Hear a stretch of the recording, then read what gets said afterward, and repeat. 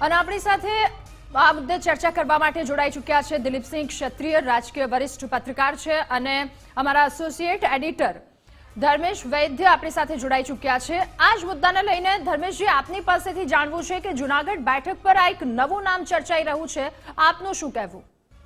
જે કહી શકાય કે ગુજરાતની 4 અને 2 વડોદરા અને સાબરકાંઠી 6 બેઠકો પર અત્યારે ભાજપના ઉમેદવારના નામ બાકી છે।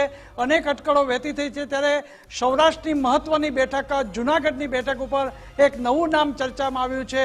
નિરુપમ નાણાવટી હાઈકોર્ટના હાઈકોર્ટ અને સુપ્રીમ કોર્ટના એક ખ્યાતનામ ધારાશાસ્ત્રી છે અને જૂનાગઢના વતની છે, અને તેનું નામ ગીર સોમનાથ બાર એસોસિએશન દ્વારા આજે ઈમેલ કરી અને વડાપ્રધાન નરેન્દ્રભાઈ મોદી, ગૃહમંત્રી અમિતભાઈ શાહ અને ભાજપના રાષ્ટ્રીય પ્રમુખ રાષ્ટ્રીય પ્રમુખ જેપી નડ્ડા અને જેને કહી શકાય કે ભાજપના પ્રદેશ અધ્યક્ષ સી આર પાટીલ અને મુખ્યમંત્રી ભૂપેન્દ્રભાઈ પટેલને ઈમેલ કરી રજૂઆત કરી છે કે જૂનાગઢની બેઠક ઉપર અત્યારે જે પેચ ફસાયેલો છે, ત્યારે આ એક જૂનાગઢના વતની અને ખ્યાતનામ ધારાશાસ્ત્રી નિરુપમભાઈ નાણાવટીને ઉમેદવાર બનાવાય તેવી રજૂઆત કરી છે।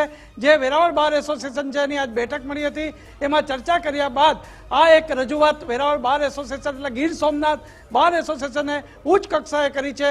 હજુ સુધી જૂનાગઢની બેઠકના નામ કોણ છે ઉમેદવાર એની અટકળો તેજ છે, રોજ નવા નામ આવે છે। ત્યારે અત્યારે ગુજરાત ફર્સ્ટ પાસે જે ગીર સોમનાથ વેરાવળ બાર એસોસિએશનનો પત્ર આવ્યો છે, તેઓએ જે ઈમેલ કર્યો છે કે જૂનાગઢની બેઠક ઉપર નિર્વિવાદ અને અનુભવી વ્યક્તિને જો પસંદ કરવામાં આવે તો નિરુપમ નાણાવટીને ઉમેદવાર તરીકે પસંદ કરાય તેવી માગણી કરી છે। જી બિલકુલ, અનેક નામોની વચ્ચે એક વધુ નામ સામે આવ્યું છે, નિરુપમ નાણાવટીનું। આપનો આભાર તમામ વિગતો બદલ।